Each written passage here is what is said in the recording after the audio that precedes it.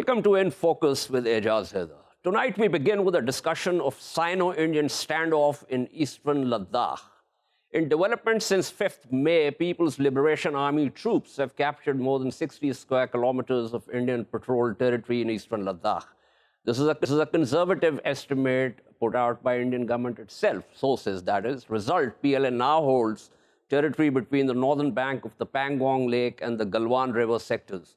In other words, Chinese troops now block access to several Indian patrolling points along the line of actual control and also dominate the Darbhug-Shayok-Daulat Beg Oldie Road, which India had constructed in a forward-leaning posture along the eastern reaches of the contested line of actual control. You should be able to see a map on your screens that shows the important military nodes in this area. The thinking in the Indian Army, also voiced by some Indian defense analysts, is that PLA intends to dominate this road permanently. Indian sources say PLA troops are building bunkers and consolidating, and the forward troops are being connected to China's road infrastructure on the line of actual control. PLA positions at the mouth of the Galwan River valley, where it meets with Shayok River, allow PLA troops to overlook the strategic Darbhug-Shayok-Daulat Beg Oldie Highway. In other words, if and when they need to, they can cut off Indian Army's access to Daulat Beg Oldie, what is known as Subsector North. Daulat Beg Oldie has an IAF air landing ground for C-130J landings for quick troop deployment and sending in other reinforcements. This is part of the operational remit of India's 17 Mountain Strike Corps, which India raised on 1st January 2014. This corps is supposed to have integral air assets, attack and transport helicopters, UAVs, an armored regiment, and an artillery regiment with light howitzers, which can be easily transported in the mountains, and a component of special forces also. India already has 3 strike corps, 1, 2, and 21, all operationally configured against Pakistan.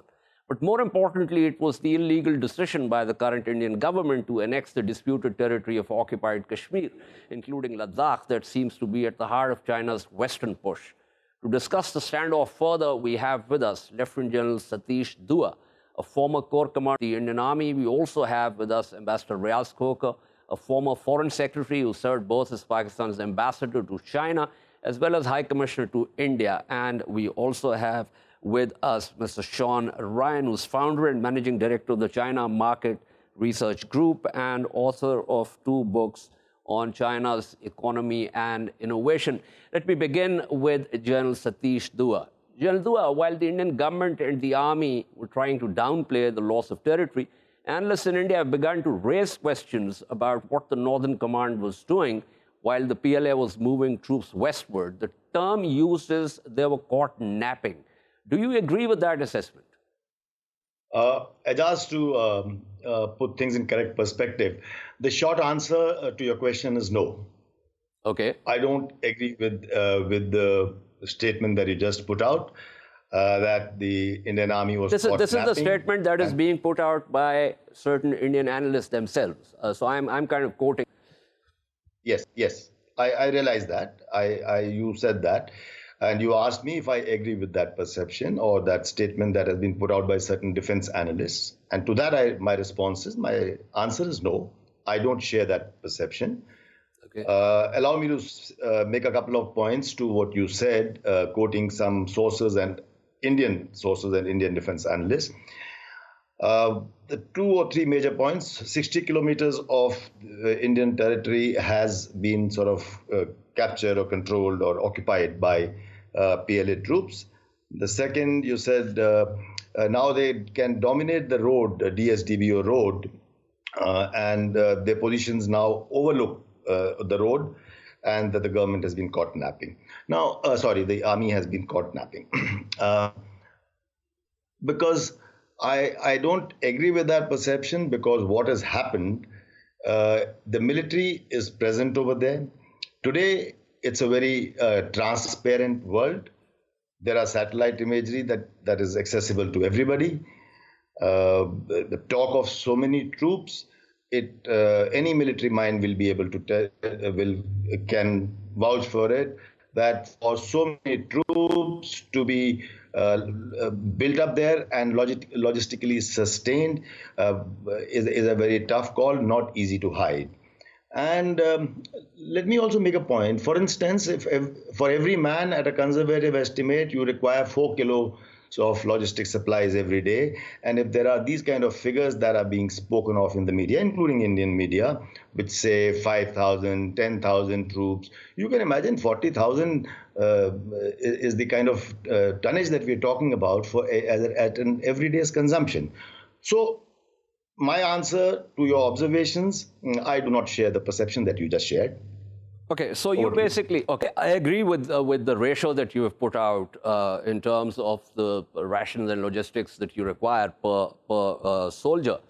But here's the thing, are you saying that there has been no Chinese westward push, which is actually westward of the Chinese claim line into the Indian patrolling areas, and also the fact that they're building bunkers, and they're also linking these forward positions with the infrastructure that they have, connection infrastructure further eastward.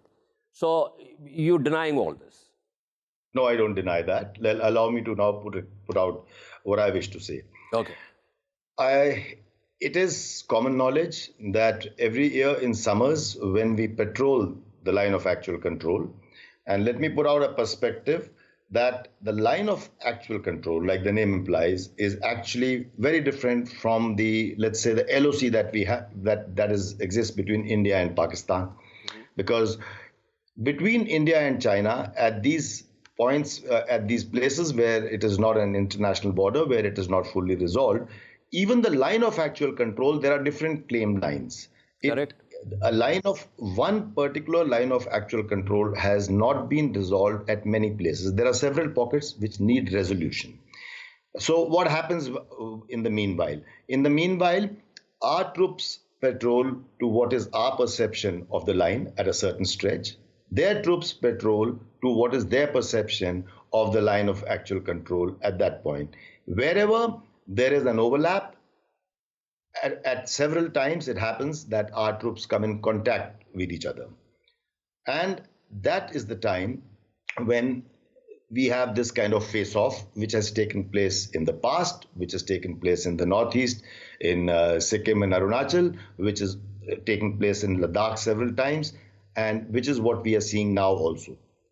Okay, what is this is something. And I will okay, go on, sir. Let me just finish. So, what is different this time, and which is catching everyone's imagination, is the area of Galwan, the Galwan River. We have traditionally not been having such face-offs here. For example, at Pegongso Lake, it's a fact that we come into this kind of a face-off stage. It has happened several times in the past. In Galwan area, it has not happened in the past.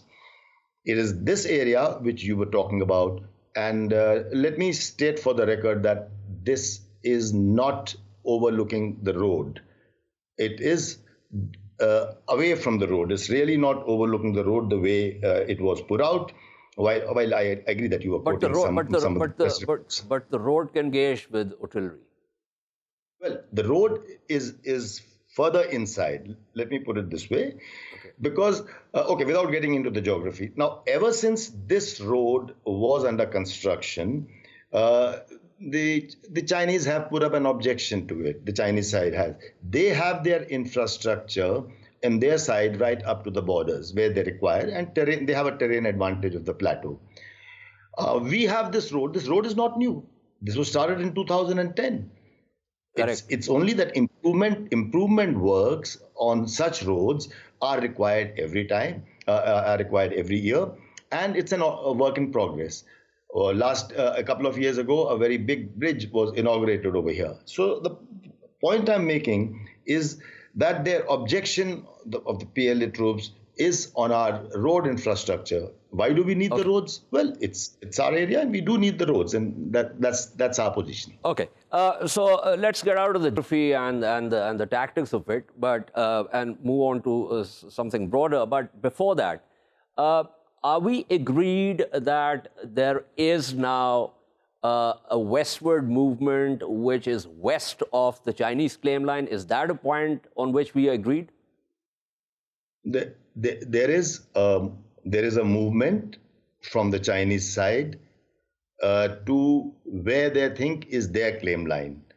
There is Okay. obviously our troops were built up to that area to stop them at what we think is our claim line. And that is where we have come face to face with each other, Correct. which is Correct. known as the face offs. Correct. So that is exactly what has started happening. And like at a slight, at the expense of repetition, this is happening in Galwan for the first time, and that's an area of concern. We don't want any of the side to turn belligerent, lest it's always a risky proposition. There are two countries which are involved, and the two armies that are involved, and it's a risky proposition that lest it spirals out of control. Okay. Very quick before I let you go, General Dua. There's a working mechanism for consultation and coordination on India-China border affairs. And it was signed in 2012 by then Ambassador S. Jaishankar, who's now India's foreign minister. So we're hearing of talk about activating it to defuse and de-escalate the situation. What are the chances of that? I think the chances are pretty good. And why do I say this? Because despite several such face-offs in different areas, you may recall a very high-profile issue that happened at Dolam Plateau, the Doklam as it is being called, 3 years ago. That was in Sikkim, and that was at the tri-junction of the third with Bhutan. Then you recall in 2013, we had Depsang Chumar issues here, roughly in the area of Eastern Ladakh, not exactly at Galwan. So when we've had these situations, they have always been resolved diplomatically. And not only the diplomatic level that you mentioned, we have this mechanism at 3 levels. And it is for that reason that we have not fired a shot over last 5 decades, despite these face-offs. At the military level, at the tactical level, we have BPMs, border personnel meeting, which are also at different grades of a commanding officer level or a regimental commander or a brigade commander level, etc. Then there is this diplomatic level that you spoke of, which also has a military diplomatic strain at times, both put together. And then at the summit level, we've had Wuhan, we've had Mahamalipuram when required. So the point is, at these different levels, our mechanisms have so far proven that both countries have been able to resolve it in a little more matured manner than is exhibited in these analyst reports and the military videos that you see. It's really interesting and also, I would say, deeply ironic that the situation at the line of control is very different in terms of India's responses compared to what happens at the line of actual control.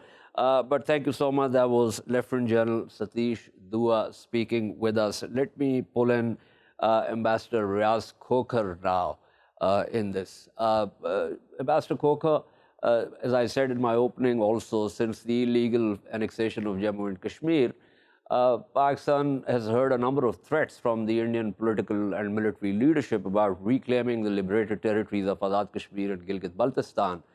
Do you think this standoff will instill some rationality into Mr. Modi's government's belligerence? Well, Ijaz, since he has come into power, as you know, he has been bragging about his 56-inch chest. Yeah. And he is on record on a number of occasions when he said that he would not only follow a muscular approach against Pakistan, but also China. Correct. The point is that we have seen a physical manifestation of Indian actions in Kashmir. All the actions that they have taken since last year have been totally illegal, unconstitutional, and in violation of international law and international UN resolutions, as well as, of course, bilateral treaties. Now, our view is very straightforward. India is in illegal occupation of territories belonging to the neighbors. We, of course, focus on Jammu and Kashmir, but you can see what's happened with the way the way India has acted in Nepal. It has been pressurizing Bhutan for the last for decades, not to go into a border agreement with China. So, in fact, India is the only country, or rather, there are only two countries with which China has not been able to settle border issues. That's mainly because of India's overall aggressive attitude. I think Modi somehow felt very encouraged that now that he's got the United States, he thinks he's got the United States in his pocket, and therefore it can now. I don't think the United States is going to come and fight his battles against China here. But Ambassador Coker, tell me something. I mean, I'm happy you talked about Nepal. India has had disputes with all the neighbors, and whenever and wherever some of those disputes have been settled, they've been settled on India's dominated line. Now, when we look at India's approach to China, and as General Dua was also saying, there have been many incidents along the line of control since India's 62 defeat by China. But there's not been any exchange of fire, which is, as I said to him, that's very different from India's action at the line of control. So it seems to me that India understands the language of power fairly well. What is your assessment of India's kiss up, kick down military approach? I think you're absolutely right. I think they're actually damn scared of the Chinese. That's basically the point. And they think that the other neighbors they can bully and they can push around, whether it's Pakistan or whether it's Nepal. So I think that's very evident. The main thing is India has to change its basic mindset about neighbors. Now, we understand it's a big country. We concede that it's a big country. But it's not a great country. I mean, there's a difference between being big and being great. Absolutely. And it retains the pathology of a small power. When you are respected by your neighbors. Correct. No neighbor of India respects India. I can tell you of my conversations with the Bhutanese, with the Nepalese, with the Bangladeshis also. It's different at the moment. But every neighbor of India. Now, let me give you another angle to it. India has been making noises about Afghanistan, that it's got a role to play. India has no role in Afghanistan, and in fact, the Americans say that they have a role also because they have an investment of $3 billion. I think that's highly exaggerated. Now, if India if US thinks that India should be in Afghanistan, and I'm not suggesting that China should be in Pakistan or in South Asia. The point I'm trying to make is that China and Pakistan have had a flawless, seamless relationship for decades. Correct. Chinese have made a huge investment in Pakistan with CPEC. I think all these moves that the Indians have been making, basically I think the basic strategic miscalculation was perhaps that, maybe this is something the Chinese would not really.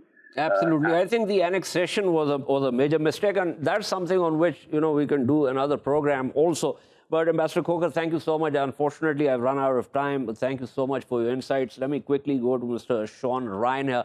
Mr. Ryan, you basically deal with economy, but give me a sense of what Beijing's calculation is in terms of this standoff, or is this something which is very, very small in terms of Beijing's larger strategy? Well, it's very nice to be here. Thank you for having me. I think Beijing views this as a fairly minor, small issue. They're not particularly concerned about rising Indian might. As the ambassador and you said previously, the Indians are probably scared of China militarily. And I think that's how Beijing feels. If you look in the state-run media in China, they're not really talking about this skirmish at the border. They're saying it's a very minor thing. Zhao Lijian, the spokesman for the foreign ministry, has really downplayed the tension.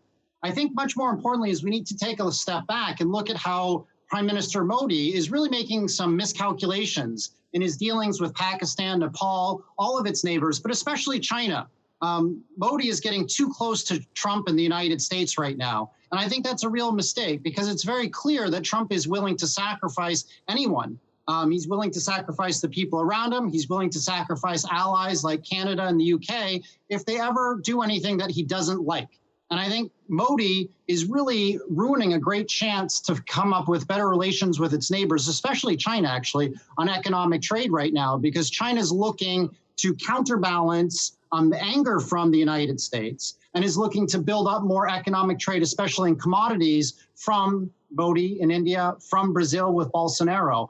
So Modi really needs to rethink his sort of pumping of nationalism. And I think nationalism is his goal right now.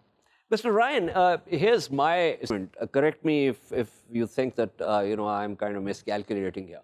So I agree with you that this is a very small thing as far as China's biggest strategy is concerned. But at the same time, this seems to be a classic case of salami slicing, and the westward push, which is west of China's claim line, and which India is downplaying, obviously, because they don't really want to say that the Indian army, was caught napping, which is actually a fact, and lots of Indian defense analysts have written about it.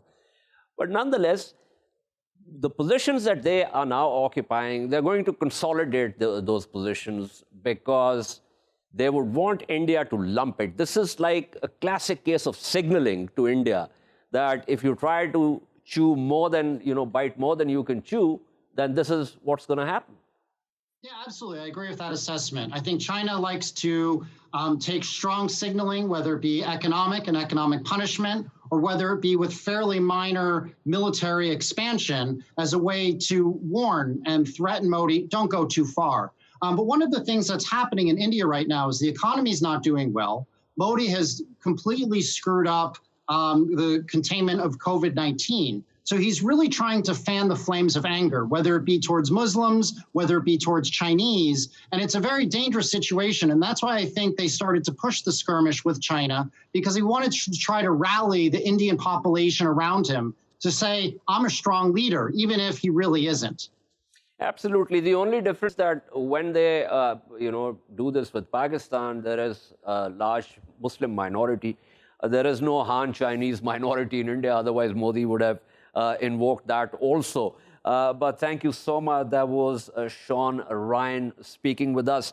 Before I take a short break, I'm just going to quote from an Indian defense analyst, Colonel Ajay Shukla. And this is, in fact, the last paragraph of what he has written. And he says, within the army, there is growing concern that New Delhi will allow the Chinese to retain the territory they have occupied in the last month.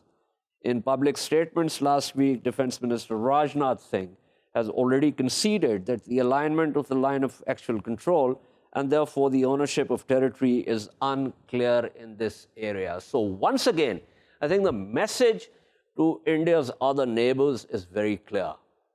If you're strong, we will kowtow. If you're not, we will bully you. On that note, we'll take a short break and return to discuss police excesses in the United States and the George Floyd protests that have gripped the country. Stay with us.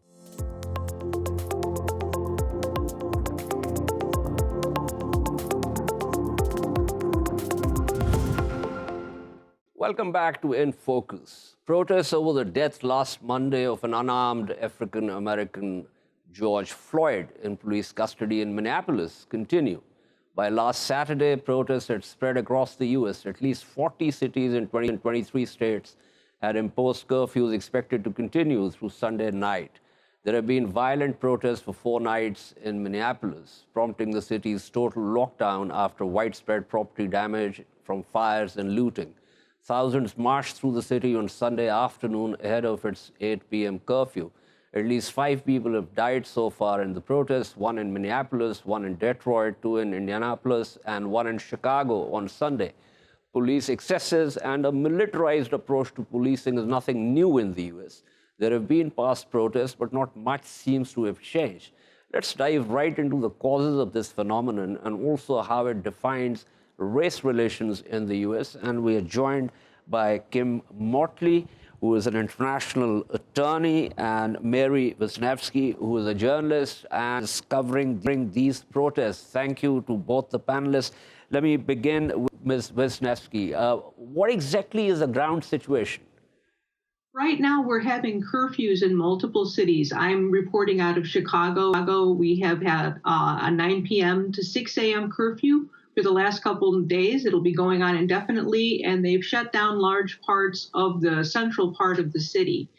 And miles and miles of streets are shut off. And so what's happened yesterday is that a lot of the protests spread outside of the downtown area. They went into the suburbs. And so stores have been getting shut down. People have been, they've shut down public transit for the first time that ever I remember. The CTA, Metro, all the public transit is shut down here. And the protests seem to have gained in vehemence in the last couple of nights. They haven't reduced at all. Okay. Now, policing in the U.S. is a local affair, but do you think, given the kind of situation that we're now witnessing on the ground, that there should be reason for the president to sort of jump in and try and save the situation? Well, what's happening already? He has recommended that the National Guard be called out, but the National Guard has already been called out. This is because this is the province of state governors. And so the governors have been calling out National Guard troops. And what they've been doing, though, is to supplement the local police. What's happening here in Chicago, for example, is that close to 500 National Guard troops have been called out, but their purpose is to help with traffic control and to allow people to continue to have their right to protest. They're not really there to make arrests. That's been done by local police. Okay, let me pull in Ms. Motley here. Ms. Motley, the problem really is a militarized approach to policing. And that's for various reasons, whether it's broken window policing, there's a whole history behind that. But the U.S. police forces are heavily armed. There has been, over the last 20 years or so, there's also been a trend of former special forces personnel after retiring, joining the police.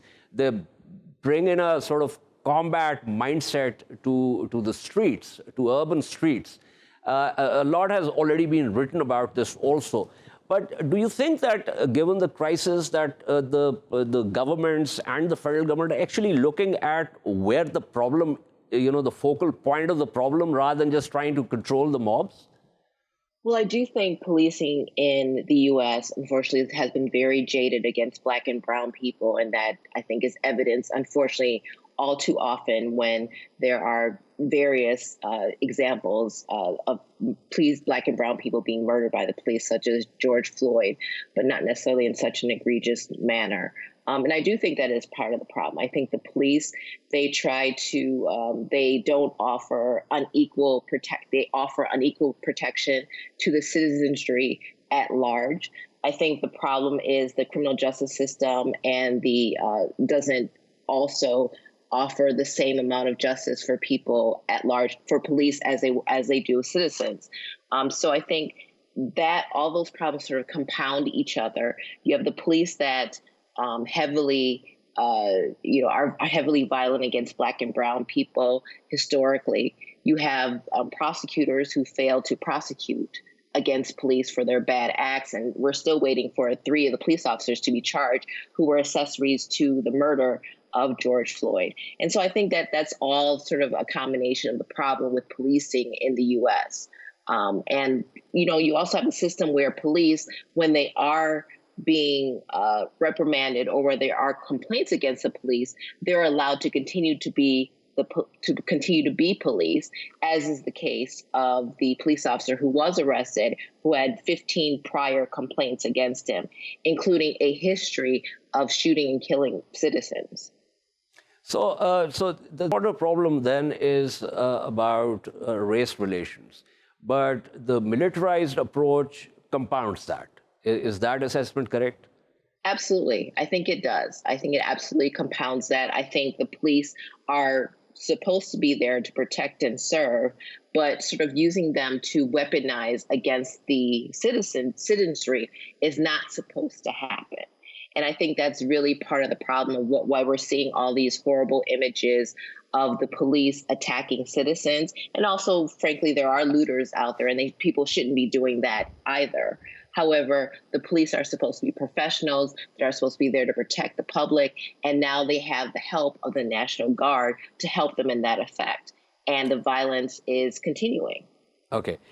Ms. Wisniewski, you deal with the police. Give us a sense of, do you get a sense that the police, in this case in Chicago, but elsewhere also, have a certain, strong arm approach to things instead of looking at themselves as a force that has to have some kind of public relations, dealing with the public? Is there a militarized mindset that they carry in terms of approaching people?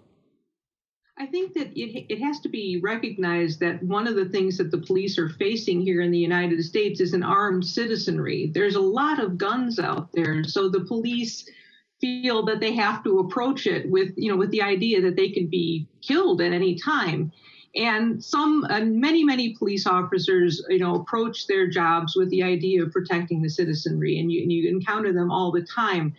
There are rogue officers, however, who have, committed these kinds of acts, and this is the kind of thing that upsets the safety of the public, because what happens then, and what happens often in Chicago and other cities, is that people who are in parts of the city that are unsafe, have a lot of people, engaged in gun crimes and drug crimes, they don't feel like they can come to the police. They don't feel like they can, if they see an incident, they don't feel like they can safely say, this, I saw this and this is what happened and this is who the culprit was, because they feel threatened by the police. And it's something that the police have been working on for a long time in Chicago and other cities. How can we fix this relationship with the people that we're supposed to protect?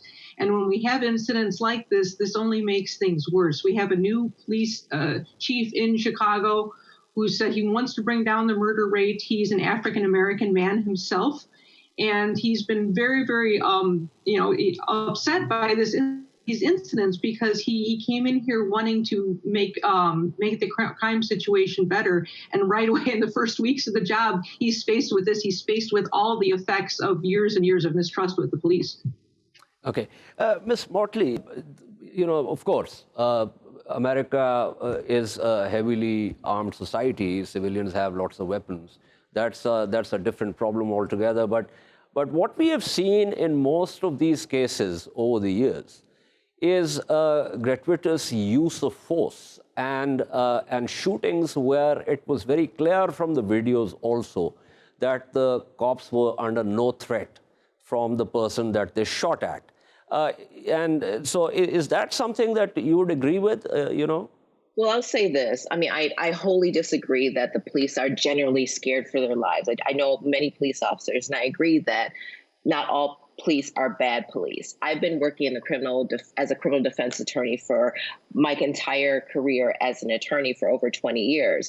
And what I've seen as a defense attorney and what I've seen as a citizen of this country is that time and time again, there's a disproportionate amount of justice. When there are white American citizens that come, and we've seen this on video, come armed to protest, the police give all the discretion in the world. They rarely arrest people. There's really any consequences for that. However, when it's Black and brown people that come to protest, unarmed and peaceful protests, there's a different standard that's given. And I think the problem is that, unfortunately, racism is part of American culture. Point blank, period. And this country has not been willing or able to address those issues. And unfortunately, those issues trickle down to the police. And I think we're seeing that with how the police officer that murdered George Floyd, he wasn't killed, he was murdered by this man. It took 4 days for him to be arrested. There was a CNN reporter of color who was arrested reporting on the crime before the police officer that actually committed the murder, one police officer that committed the murder in this case. And so I think that's the problem. It's that the police need to recognize that they are here to protect and serve everybody, not just part of the American culture, and they need to treat people the same. So, Ms. Wisniewski, what Motley is saying is that there is a bias against people of color, and it's not just the police, but the criminal justice system is biased against them. And that is something which obviously is a broader problem. But, you know, since police comes into contact with the public so very often, so it manifests itself in situations which are unfortunate and where the police uses excessive force quite unnecessarily against people of color. And she also talked about, you know, the white Americans. We have just seen, they're going to the governor's office in Wisconsin, heavily armed with AR-15 and other assault rifles, and the police just simply stands by. So there is a problem here. Would you, give us your assessment of how this can be addressed? Yeah, what we're seeing, you can see it in the statistics. You can see it in, many more African Americans being put in jail, for instance, for drug crimes, even though, just as many white people take drugs. You can see them in, the number who are stopped for minor traffic violations. You see this in every different aspect of criminal behavior, in that, whereas whites and blacks may be doing the same kinds of things, that that blacks tend to be convicted more often, get more tickets. And this is one of the things that has to be addressed in order for there to be, a feeling that you can be treated justly in this country, no matter what color you are. This is right. There are during the Obama administration, there were a number of consent decrees that were issued against police departments, saying that these are the things that you have to do to clean up your act and make your behavior more fair to all the citizens in your cities. Under the Trump administration, those consent decrees are not being enforced. However, some cities, including Chicago, are going ahead and enforcing the consent decrees on their own and trying to make some of these cultural changes.